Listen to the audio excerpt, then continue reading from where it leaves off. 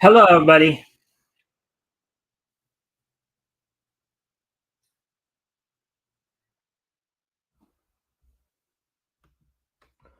All right, so welcome to the Mikestand. Today is Friday, February 7th, 2025. We're of course at the end of the week here, end of the first week of the second month of the year of 2025. I hope everybody had a good week this week, had a good productive week. Of course, we're going to give people a chance to come in before we get started. Um, Let's see. Of course, if you haven't already, if you guys can help out by liking and sharing the stream, see if we can get some more friendly people in here to engage. That'd be appreciated. Also, if anything here grabs your attention, feel free to comment and/or ask questions, and I will try to answer the questions to the best of my ability. Let me just take care of something here. Yeah. Um, yeah. In my afternoon cartoon watches, of course, I'm getting through, 1933. So,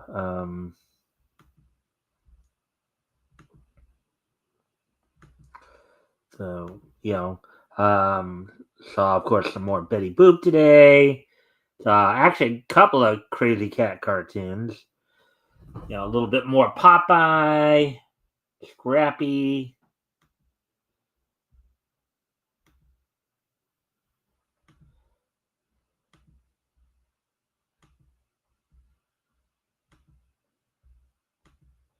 Hopefully, um,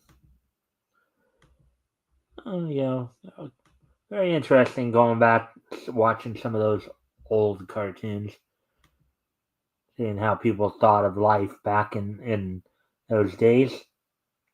So, anyways, again, anything grabs your attention, feel free to comment and/or ask questions. I'll try to answer the questions to the best of my ability. Also, if you haven't already, you guys can help out by liking and sharing the screen. See if we get some more friendly people in here to engage. That'd be appreciated as well. So now we're coming up on 2:40 here. So I guess I'll get a little early start on. So tonight I've got three articles I'm going to go over. One from Mounting into Comics, the other two from Bleeding Full, all more or less comics related, of course. Um, Chris Claremont is talking about, asking fans not to necessarily, instead of looking at the X-Men as an objective group or whatever, looking at them as just regular people.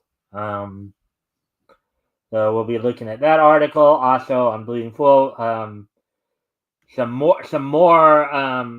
course, some more follow up the Neil Gaiman story. More documents coming out. Um, more accusations, and even some more horrific, you know, um,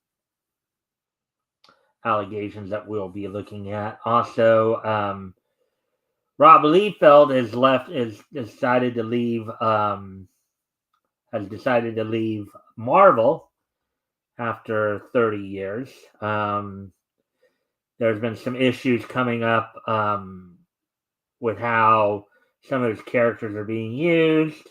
So we'll look at that as well. Plus, of course, we'll have the wrestling wrap up, get y'all caught up on the latest in WWE, AEW, TNA, Ring of Honor, and then wrap up the night with this day in each history. So with that, now we're coming up on 4.5 minutes here, so I think I'll go ahead and get started on the articles here. Let's get to this first article that we're going to look at tonight. And again, feel free to comment and/or ask questions. I'll try to answer the questions as best to my ability. So here we go. What was that all about? Alrighty then. All right, here we go. Iconic X-Men writer Chris Claremont weighs in on, in smaller quotes, minority metaphor debate, says fans should view Marvel's mutants, quote, not as characters, not as objective concepts, but as ordinary, normal, really cool people, unquote. I would agree with that. That sounds like a very good way of doing it. I think for a long time that's how people really, despite some of the issues they've had even within, in canon, right? Um, that is ordinary, normal, cool, really cool people. Article by Spencer McCauley, published February 5th, 2025, which of course was past Wednesday. So let's go ahead and a little bit. There you see like Wolverine, Cyclops, and Jean Grey in her Marvel Girl uniform. All right, so let's see now. All right, here we go. In offering a particularly authoritative perspective on the ongoing discourse regarding the thematic implications of the fan favorite super team, legendary X-Men writer Chris Claremont has argued that rather than viewing Marvel's merry band of mutants as a hard one-to-one analogy for the plights of real-world minorities, readers should instead be approaching the various members of Homo Superior as nothing more than, quote, normal, really cool people, unquote.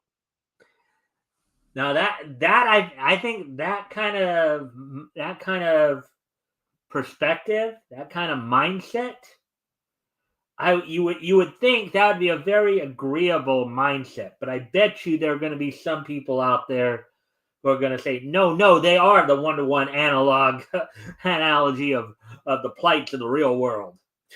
Because there are people out there who apparently don't understand the concept of fantasy, right? I mean, I don't know I'm sure there are some of you out there who have seen some like cool looking, who they're for straight males. There's been some guys, some great looking females. For straight girls out there, there have been some good looking guys who grab your attention in books, movies, and all that. That part of you wants to maybe wants to be with them, right? But anyways,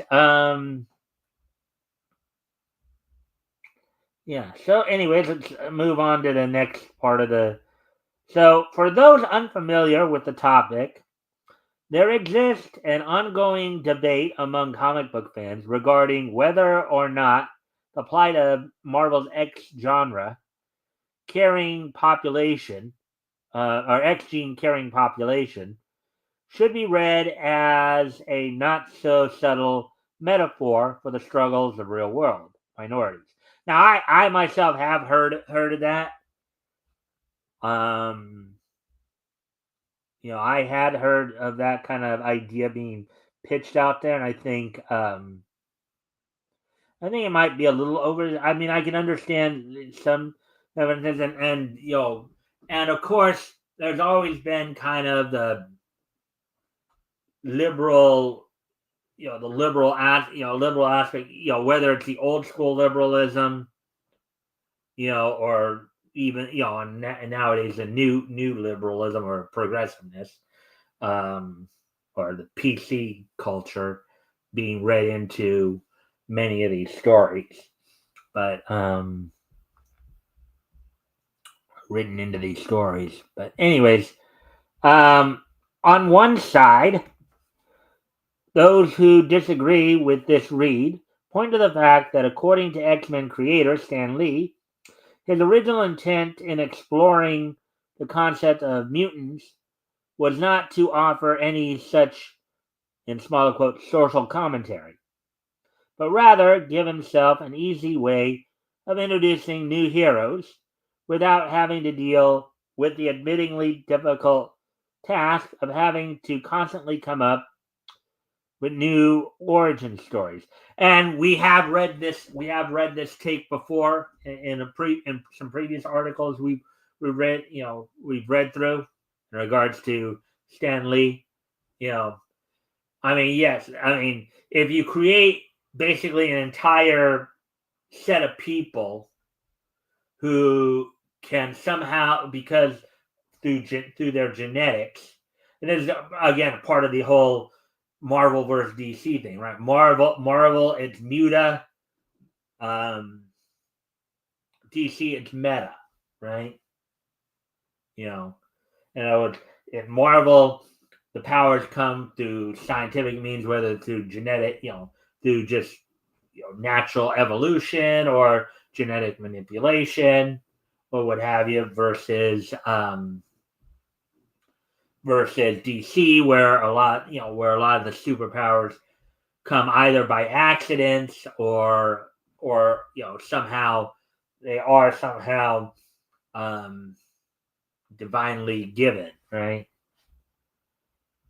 But anyways,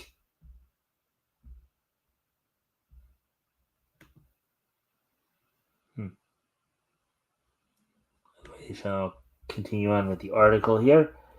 Quote, I wanted to do another group of superheroes, but I was getting tired now of figuring out how they get their superpowers, unquote, recalled the Marvel icon during a 2004 interview given to the Archive of American Television's Lisa Terada for the group's Living Television Collection archive series. Of course, Stan Lee, the executive producer on a lot of Marvel TV shows based on his comics, including, of course, the Marvel Superheroes back in 1966, the Spider-Man series of 1967, some of the live action 70s, Marvel comic based shows like The Amazing Spider-Man and Incredible Hulk, the animated version of Spider-Woman 1979, Spider-Man and the Incredible Hulk, Spider-Man and His Amazing Friends in the early 80s, so on and so forth, right? Let's see, where are we? Quote, I couldn't have everybody bitten by a radioactive spider or exposed to a gamma ray explosion, a la Spider-Man and Incredible Hulk. And I took the cowardly way out. I said to myself, quote, why don't I just say they're mutants? They were born that way. In prison. Now you could argue. Now, as was kind of pointed out in the '90s Spider-Man cartoon, when of course the X-Men crossed over for a couple of episodes during the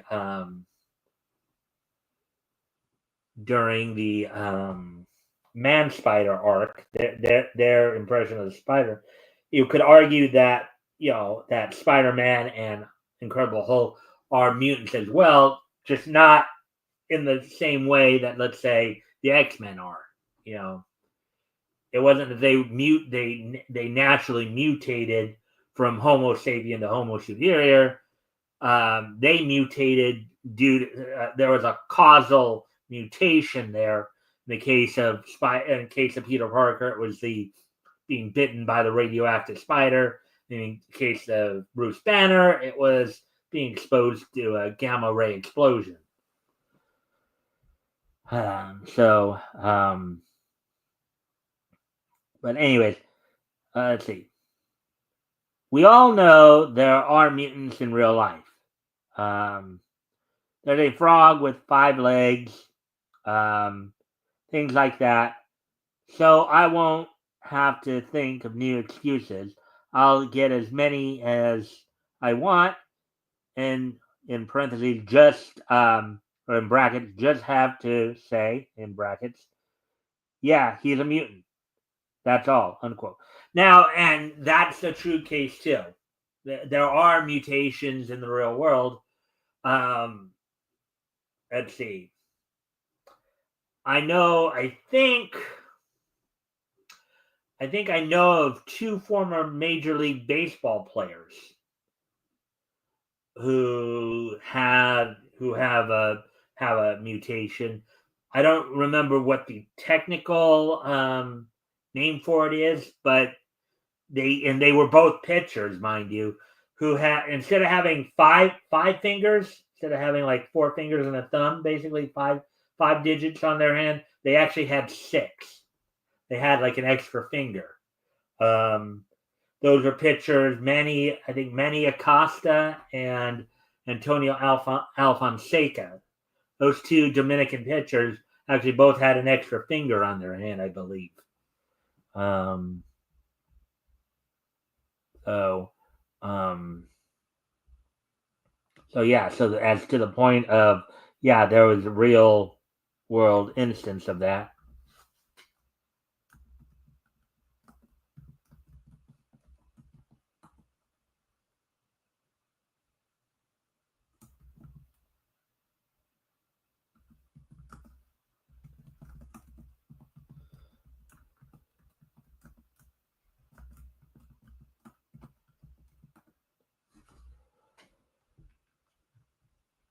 All right. So anyways,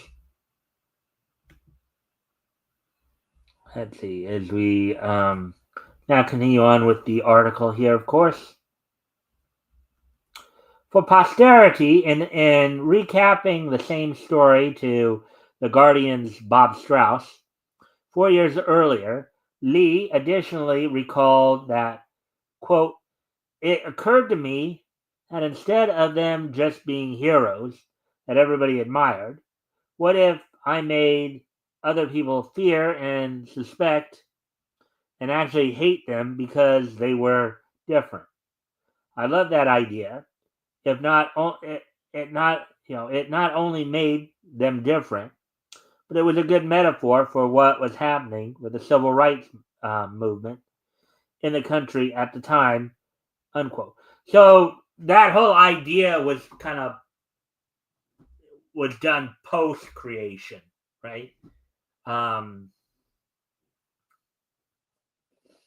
so there might, so while many point to this quote as definite proof that Lee intended for the X-Men to serve as a minority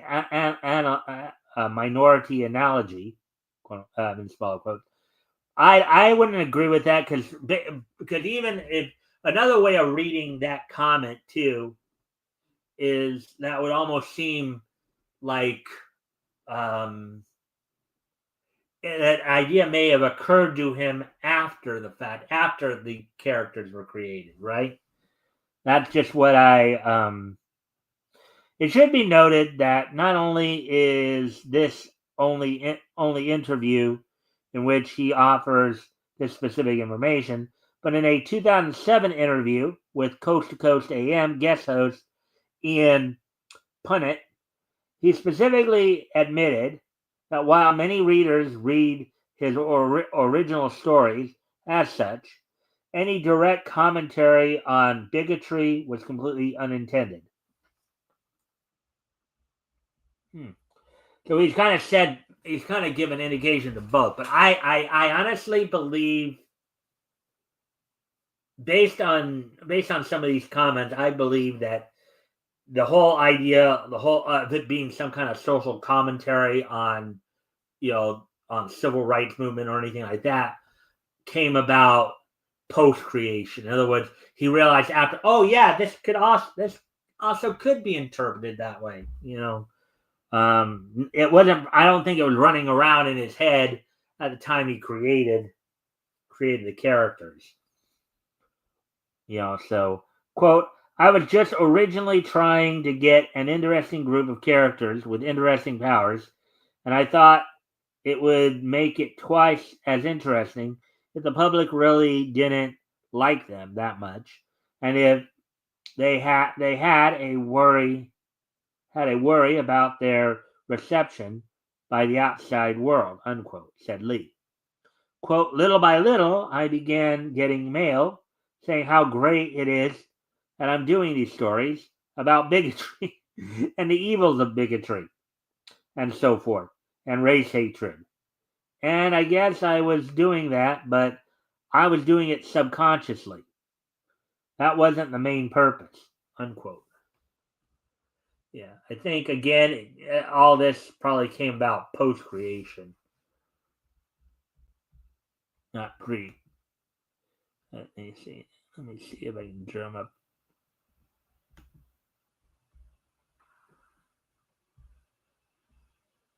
Let me just try something here. Do.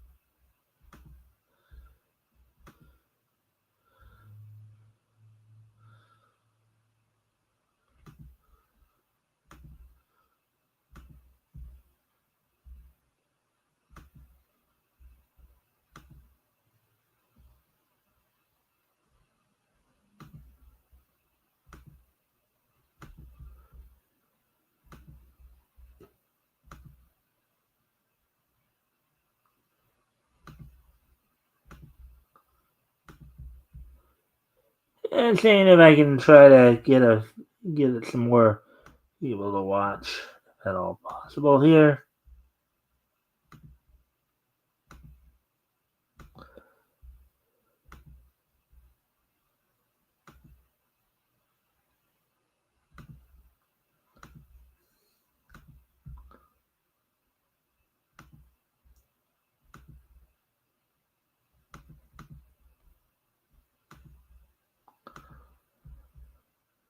Anyways.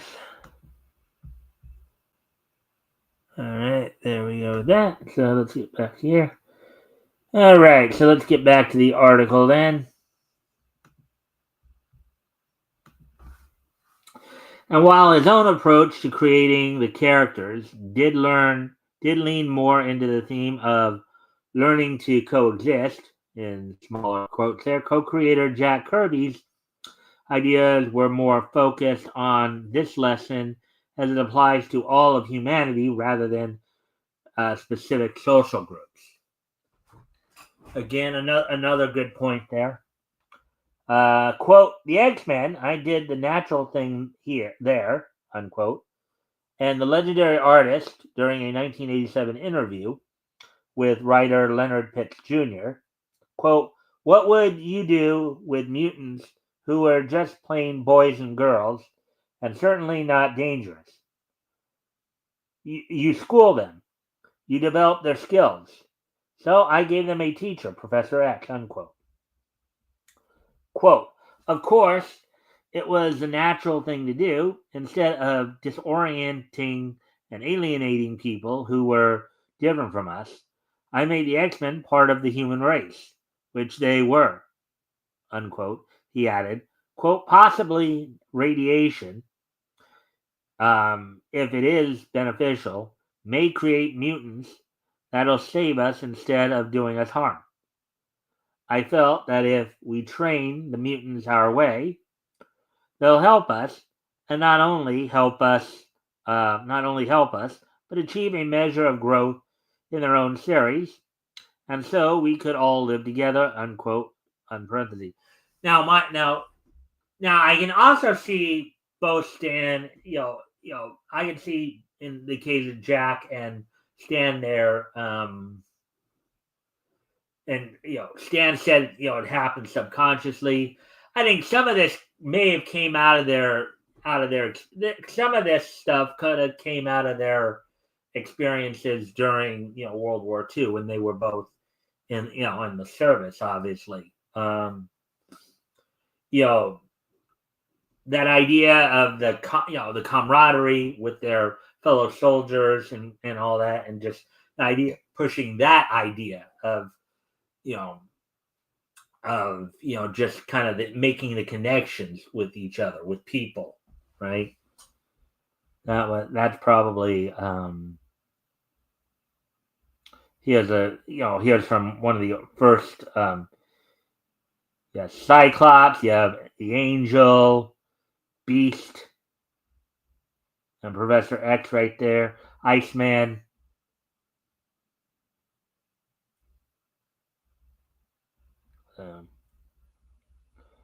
Back to the debate at hand. On the other side of the discussion are those who believe that, regardless of Lee's intent, the mutant super team's existence is inherently linked to the concept of quote-unquote minority oppression due to how closely the X-Men's narrative through line of in smaller quotes mutants are hated and feared because of an immutable trait whose manifestation was completely out of control.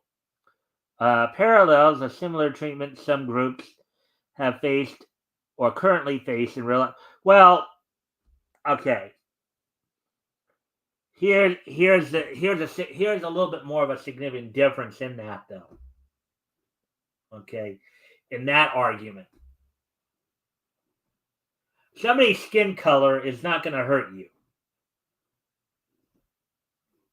If somebody has a different shade of melanin, or they come from a different part of the world, that in of itself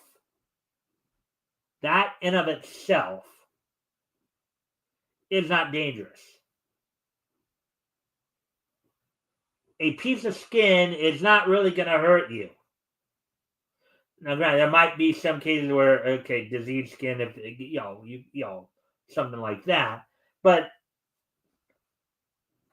somebody's skin tone, or if they come from a different part of the world, or they speak with a different accent, that's not going to hurt people.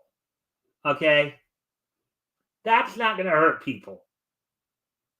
Now, somebody being able to shoot beams out of their eyes, or somebody maybe not knowing their own strength because of their mutation, or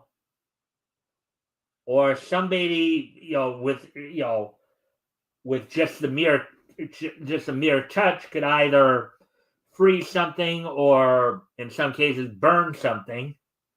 Those type of things could actually hurt you. So it'd be very natural to be afraid of somebody who has such an ability. Unless you saw that they could indeed control it. Somebody doesn't have self-control. I mean, even people, even normal people, right? Even people who don't have any kind of quote-unquote mutations or anything like that, right? Somebody who might lose their temper could become real violent and hurt people. That's something to be legitimately afraid of. But if you have, you put on top of that somebody who has a superpower, and for somebody, let's say like a Wolverine or a Sabretooth who has a regenerative or a healing factor, that makes them practically indestructible, that could be dangerous too. But the whole idea of trying to draw some kind of conclusion, or trying to draw some kind of comparison between the real world and the fantasy world of Marvel comic or any comic universe for that matter, might be a little bit of a stretch beyond the simple human factor. Okay, beyond the simple human factor.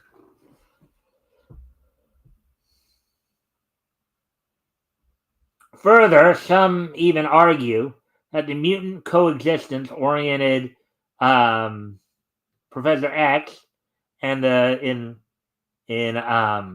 small parentheses here, mutant liberation via violence, seeking Magneto, should be viewed as direct stand-ins for respective American civil rights leaders Dr. Martin Luther King and Malcolm X, between whom there existed a similar philosophical divide.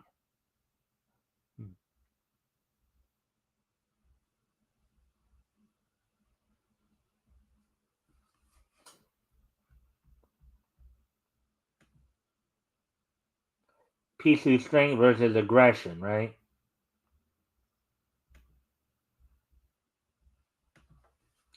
And as a man who, in this record-long 16-year stint on Uncanny X-Men Volume 1, played a large role in defining the team as we now know them, the aforementioned Claremont, unsurprisingly, has his own thoughts regarding their interpretation, and he disagrees with the entire premise of the X-Men as minority stand-ins. As recently recapped and brought to public attention by Pop vs. Joshua Lapon Bertone,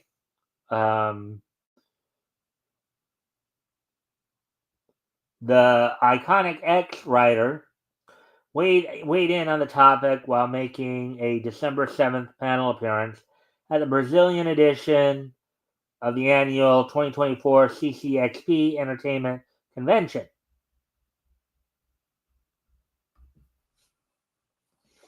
Quote, the challenge is to see themselves at the school as minorities. That's Charlie's job, unquote, said Claremont. Quote, that's Magneto's job. From my perception, what they are is a half a dozen, maybe a dozen kids, young people living together, but looking on themselves as ordinary people. Quote, they have abilities, yeah, unquote, he continued. Quote, Leonard Bernstein had abilities. From their perspective, it's not much different.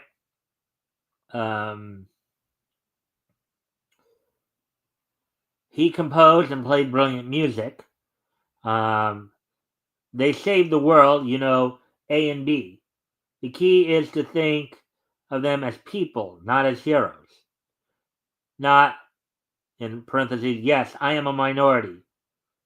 In small parentheses, no, you're a person who is trying to live a normal life.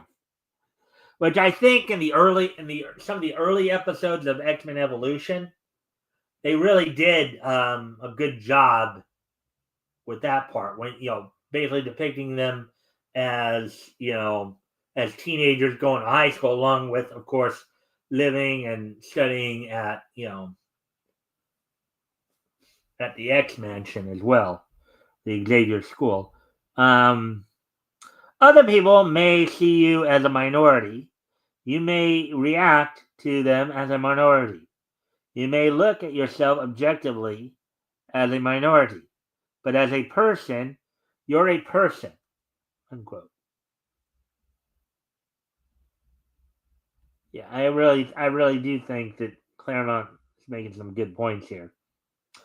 Turning to raise a practical and relevant example of this mentality, Claremont then noted how, quote, Nightcrawler is the most dynamic non-human physicality in the team. But his attitude is, quote, I am the person God made. Who am I to argue with God? I'm just going to live my life like a normal guy and see what happens next, unquote. Of course, this is also kind of the idea of, delving into Nightcrawler's Catholic faith, too, right? Quote, yes, he used to hide the way he looked because he's not stupid, unquote, he recalled. Quote, blue skin, 2 fingers, 2 toes, and a tail definitely make you stand out in a crowd.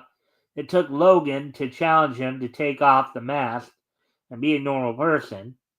and see if anybody else notices to get him to do it.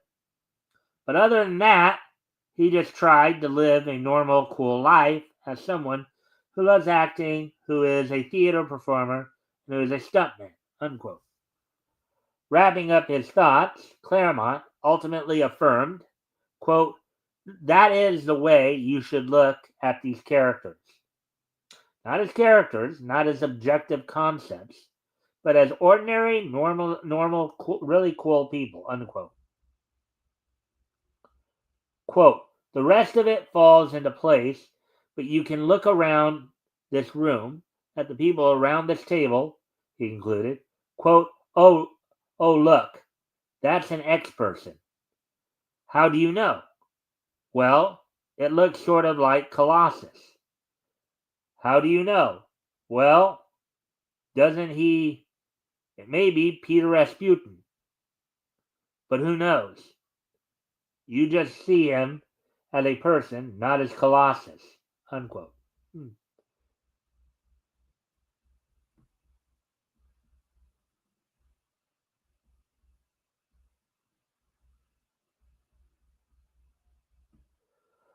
Though no longer a regular member of the X-Men bullpen, Claremont still stops in from time to time to pen the odd miniseries or backup story. His next such project, a 5-issue miniseries aptly named Wolverine and Kitty Pryde, and whose story will explore the time period between the end of Wolverine and Kitty Pryde's Japan trip and their subsequent return to New York. The events of which were respectively depicted in his prior Kitty Pryde and Wolverine Volume 1 miniseries and X-Men, Uncanny X-Men Volume 1, number 192 issue, is currently due to hit shelves on April. I know that's supposed to be 23rd or 30. Again, somebody did a typo there. That sometimes happens. All right, so there we go with our first article. And I do need to step away from the computer. I'm gonna go use the. I gotta step away from the computer for a moment, so I'm gonna put some music on while I'm gone. So I'll be right back.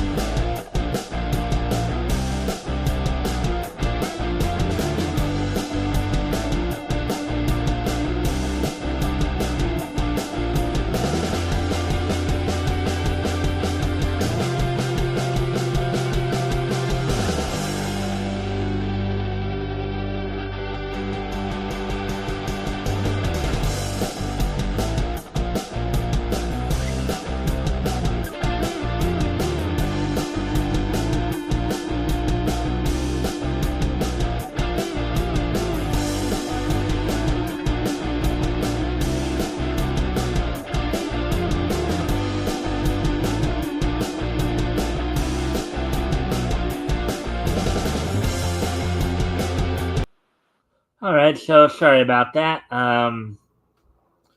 Just had to step away from the computer for a moment or so. So, before we move on to the next story over at Bleeding Fool, friendly reminder, of course, if you haven't already, you can help out by liking and sharing the stream. See if we can get some more friendly people in here to engage. That'd be appreciated. Also, if anything here grabs your attention, feel free to comment and or ask questions. I'll try to answer the questions to the best of my ability. So let's head over to Bleeding Fool now. See if we can into some of that now. Let's see.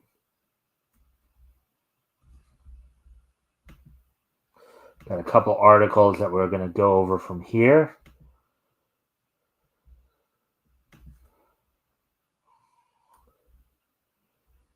All right. So of course, this first article from the second article we're doing tonight, the first one from Bleeding Fool. This is of course another follow up to the Neil Gaiman story that we've been covering for the last last couple months here. Let's look at this. So, lawsuit against Neil Gaiman alleges ARP and human trafficking.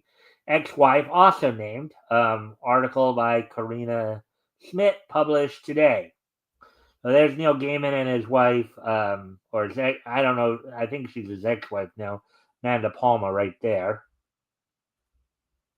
So, in a shocking new turn of events, acclaimed fantasy author Neil Gaiman finds himself at the center of a federal lawsuit that could potentially spell the end of of his illustrious career.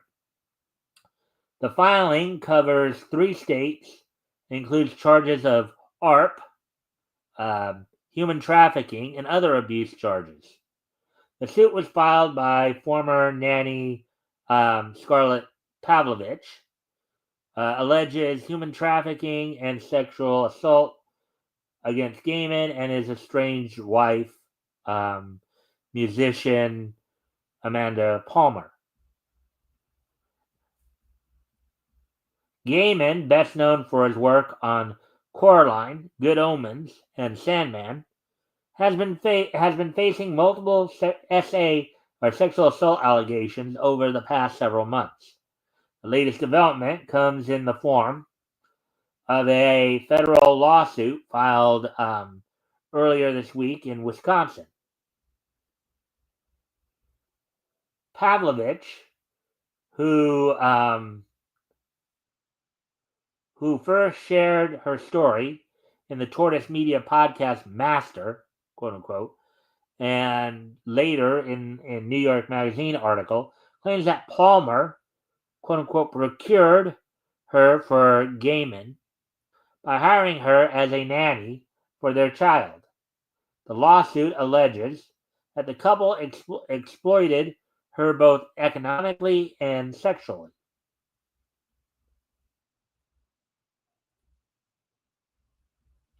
Quote, Palmer knowingly recruited Scarlett to come to Waikiki,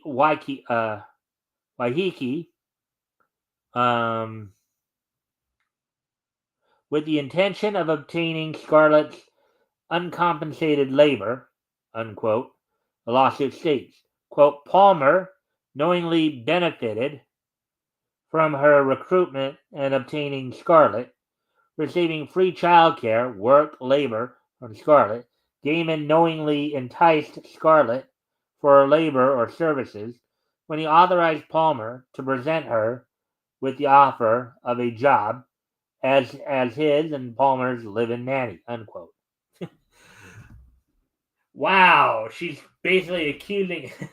Oh boy, she's trying to claim here that Gaiman and his wife were like this insidiously evil.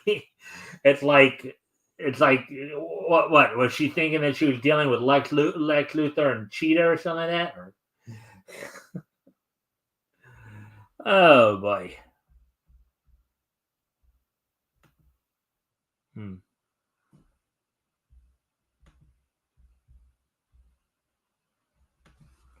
The lawsuit further alleges that Palmer was aware of Gaiman's quote unquote decades long history of sexual misconduct. Quote, Palmer had specifically informed Gaiman that Gaiman would seriously harm Scarlett if he abused her, unquote. The lawsuit claims, quote, Palmer told Gaiman this because Palmer knew about Gaiman's history of sexual misconduct, unquote.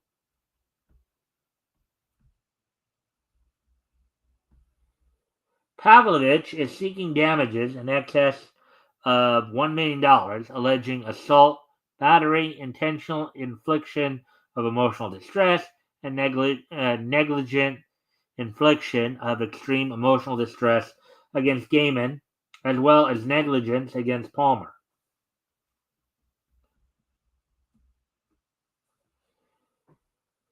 I mean, I'm surprised she's not including aiding and abetting there either. Pavlovich, a citizen of New Zealand, first met Palmer in 2020. At the time, Palmer and Gaiman were separated and living in different homes. Palmer reportedly asked Pavlovich to babysit her and Gaiman's child. According to Pavlovich's lawsuit, Amanda Palmer knew of Pavlovich's mental health struggles and Gaiman's, quote, sexual predilections and need to humiliate his female sexual partners, with or without their consent, unquote. While Pavlovich's allegations are at the center of this lawsuit, she is not the only woman to come forward with accusations against Gaiman. Several other women have shared their experiences in the quote-unquote master podcast and with New York Magazine, including a North Carolina-based therapist using the pseudonym Claire and Caroline Wallner, and a former caretaker on Gaiman and Palmer's property. The fallout from these allegations has been swift and severe. Gaiman has been dropped by his comic book publisher, Dark Horse Comics, and his Netflix show Sandman has been officially canceled. After its upcoming second season, many other television and film productions associated with Gaiman have been put on hold.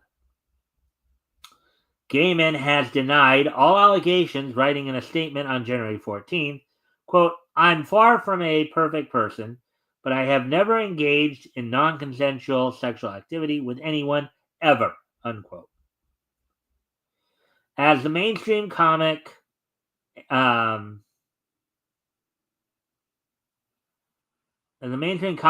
literary world grapples with these allegations, it's clear that the industry is facing a pivotal moment. While it's important to remember that these are still allegations and Gaiman deserves due process, the severity and number of accusations paint a troubling picture. If proven true, these allegations should indeed mark the end of Gaiman's career as we know it. And here's playing devil's advocate for a moment that I hope people are thinking about too. What if he's actually proven not guilty? Then what? What if as he's stating, these situations were consensual? Then what? What if a lot of people are taking that into consideration? Because it's obviously not, because as we've seen, it's not always going to completely undo the damage to Gaiman if these accusations are proven to be false. This whole idea of automatically assuming that just because somebody says it's a gospel truth, that's got to stop. That's got to stop.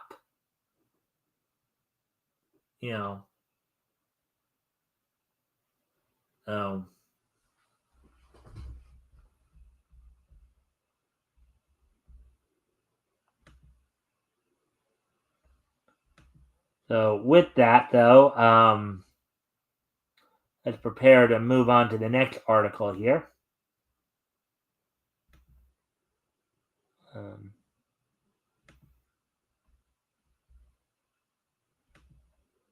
So we're going to move on to the next article, the last article we're doing tonight, and then we'll of course move on to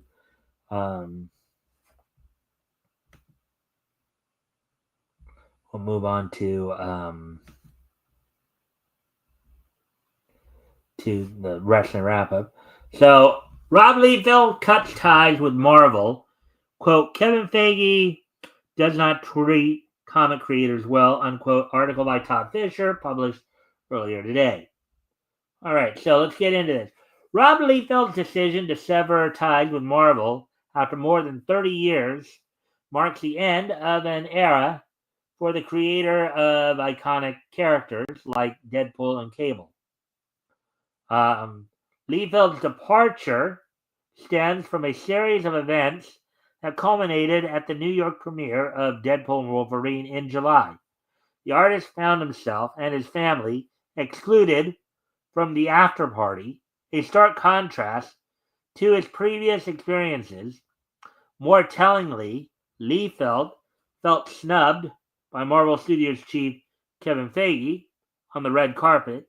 Quote, it was meant to embarrass, diminish, and defeat me, unquote, Liefeld said on his Robservations podcast. Um,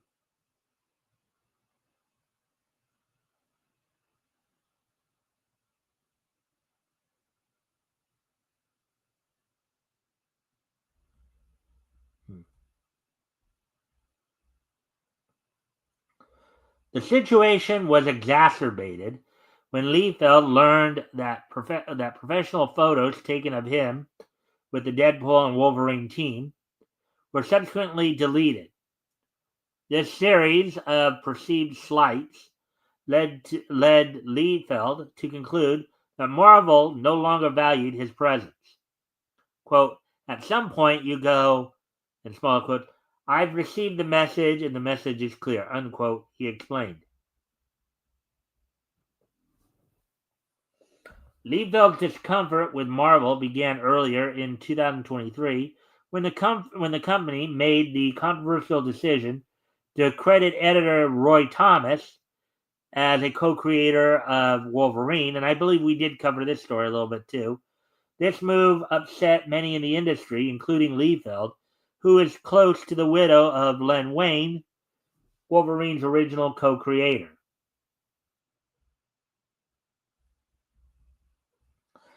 In June 2024, Liefeld made a request from Marvel for more prominent credit on Deadpool and Wolverine, similar to the treatment given to creators like Stan Lee, Steve Ditko, and Jack Kirby on recent films.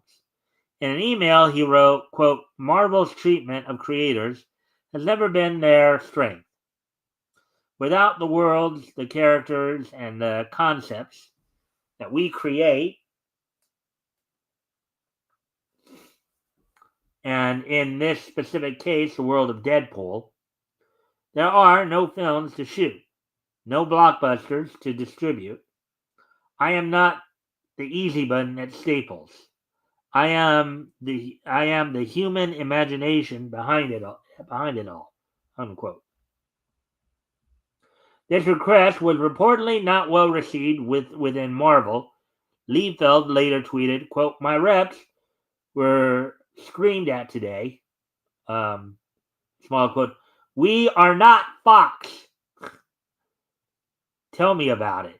Also hung up on, unquote. He believes this exchange contributed to his exclusion from Deadpool and Wolverine After Party.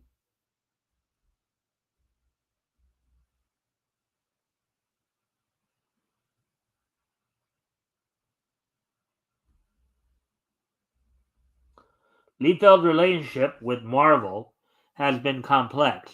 While he's been part of an elite group of highly paid comic creators since the 1990s, he's also been accused of downplaying others' contributions to Deadpool's development. However, Liefeld maintains that he lobbied for co-creator status for both himself and Fabian Nicieza in the first two Deadpool movies. Nicieza was the writer who brought in the wisecracking, super violent, fourth wall breaking aspects of the film versions epitomize. Let's see.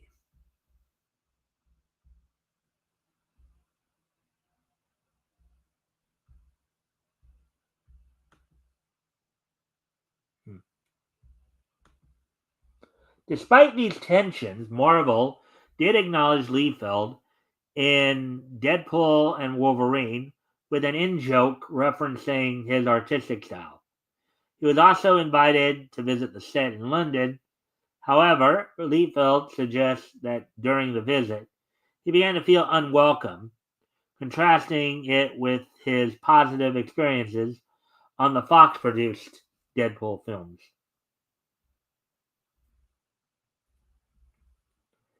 In his podcast, Liefeld made a bold statement about Kevin Feige.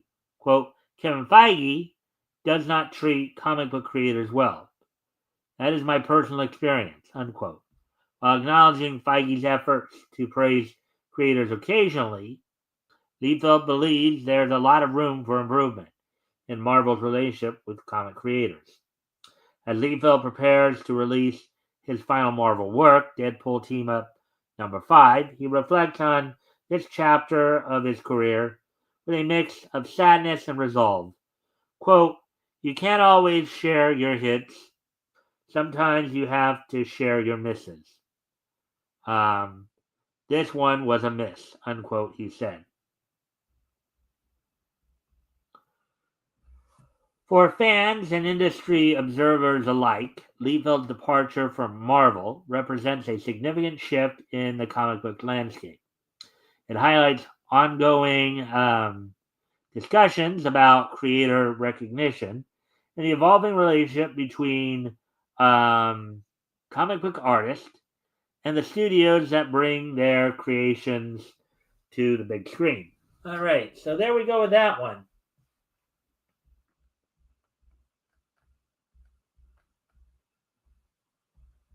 All right, so all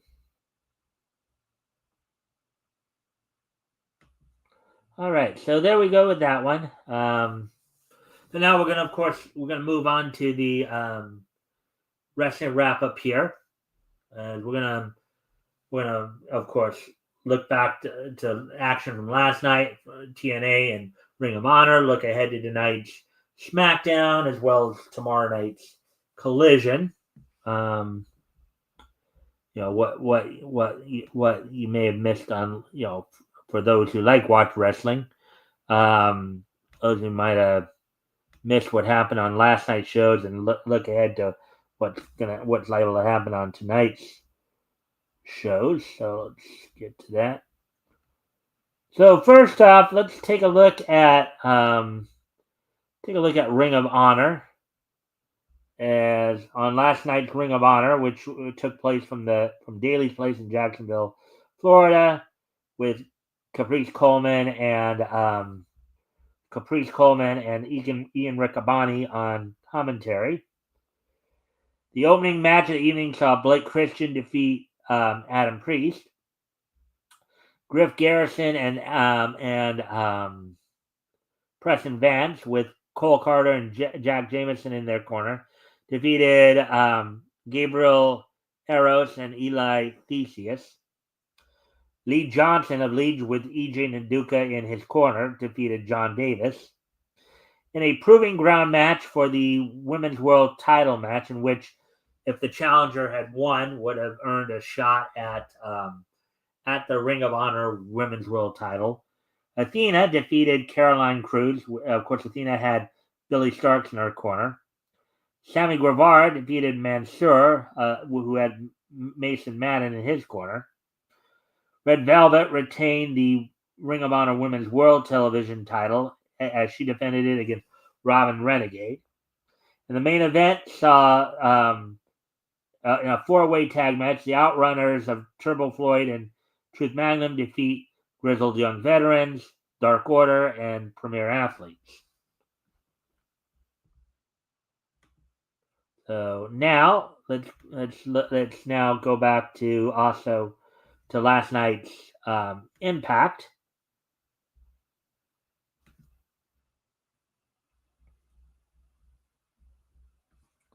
as on last night's Impact, which of course took place from the Boeing Center at Techport, San Antonio, Texas. The opening match saw Ace Austin defeat NXT's Tyson DuPont, who had, of course, Tyreek Igwe and Wes Lee in his corner. This coming off of Austin's loss to Wes Lee last week. In the number one contendership battle royal for the TNA Knockout World Title, Savannah Evans earned a shot at the TNA by outlasting Alicia Edwards, Ash by Elegance, Danny Luna, Heather by Elegance, Jazz, Jody Threat, Rosemary, and Tasha Steele, and Zaya Brookside. I need to step away from the computer again for a moment. Guys, I'll be right back. Let me just see here. Let me just put some music on while I'm gone. Just need to step away. I'll be right back.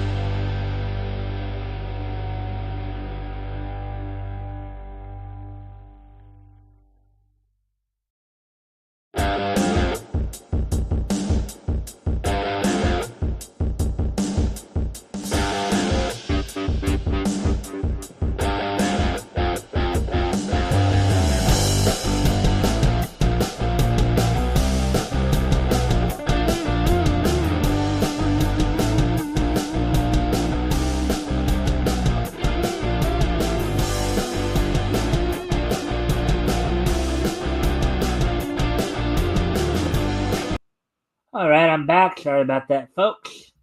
So now let's of course, let's see. So we just mentioned, of course, also in that contendership battle royal, Mark. I don't know if it's a return or so. Part of that also Jazz, who had been in the NWA for the last few years, former, of course, WWE Women's Champion, among other things, made an appearance in that battle royal as well. Leon Slater teamed with the Hardy Boys, Jeff and Matt Hardy, to defeat the system members of X Division champion Moose, JDC, and Eddie Edwards. Of course, the Hardy Boys are the current TNA World Tag Team Champions. Mike Santana, the new standard of TNA, defeated always ready Matt Cardona, the complete Matt Cardona. And then the main event saw Fraxium retain the NXT Tag Team titles. They defended on Impact against the Nemeth brothers, Nick and Ryan Nemeth. So that's as much we have for what happened last night. Now let's look ahead to tonight on tonight's SmackDown. Let's look ahead to that. Should I go grab that?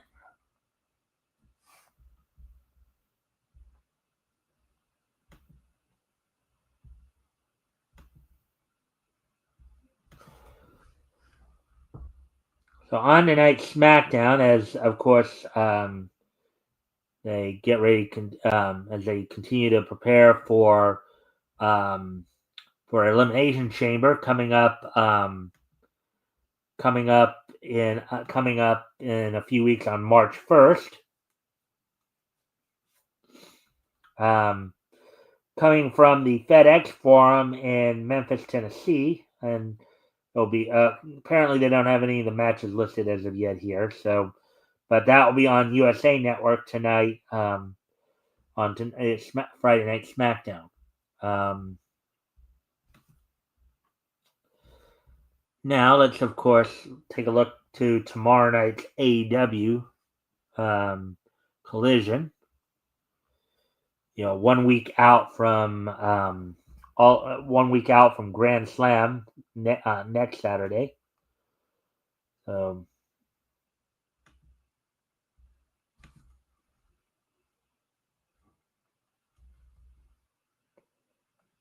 Coming up on tomorrow night's Collision from Rosenberg, Texas.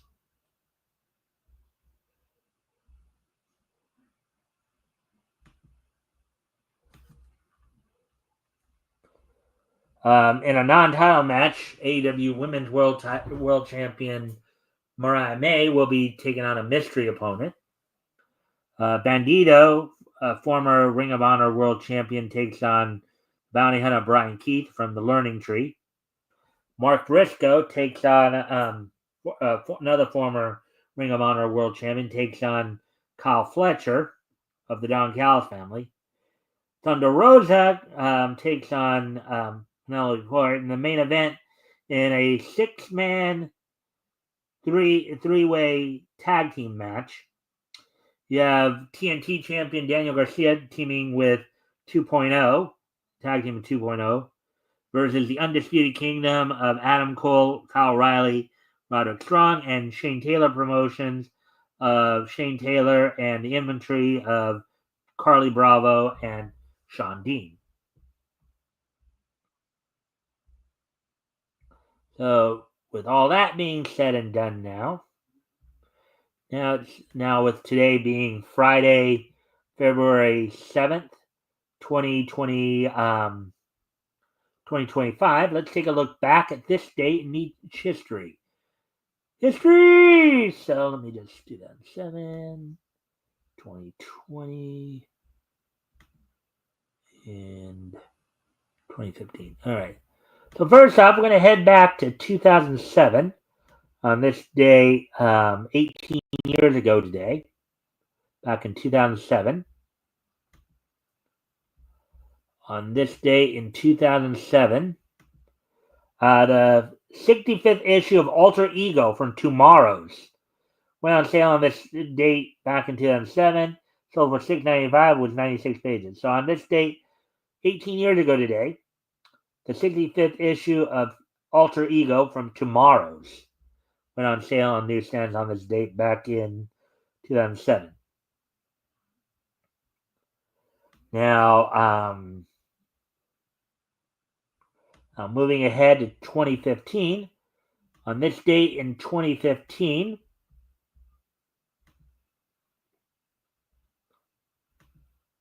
premiering on Cartoon Network, the Kalos Quest arc of Pokemon the Series XY premiered on the dub, anyways, the English dub for the Kalos Quest arc of Pokemon the Series XY premiered on Cartoon Network on this date back in 2015. So 10 years ago today, the English dub of the Kalos Quest arc of Pokemon the Series XY premiered on Cartoon Network on this date back in 2015, 10 years ago.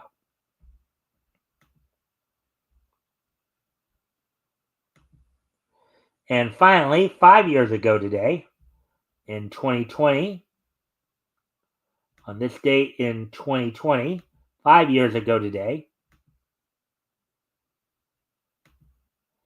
the second season of Dragon's Rescue Riders premiered on Netflix on this date back in 2020. So 5 years ago today, second season of Dragon's Rescue Riders premiered on Netflix on this date 5 years ago today. All right, so with that being said, with all that being said and done, I hope everybody enjoyed the show tonight. We'll be back here this Sunday, and I'll be joined by the Vomitorium's Metal, the Metal from the Vomitorium, will be joining me as my co-host. We'll be taking another trip down comics history lane, going back to April 1940, looking at comics that went on sale in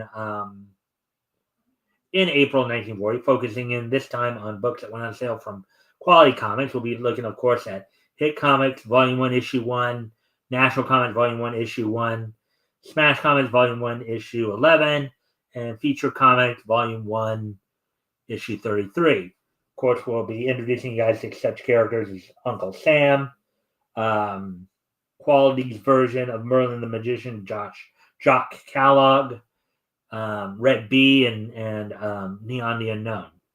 So with that, I hope everybody enjoyed the show. I hope to see everybody back here on Sunday. Bye.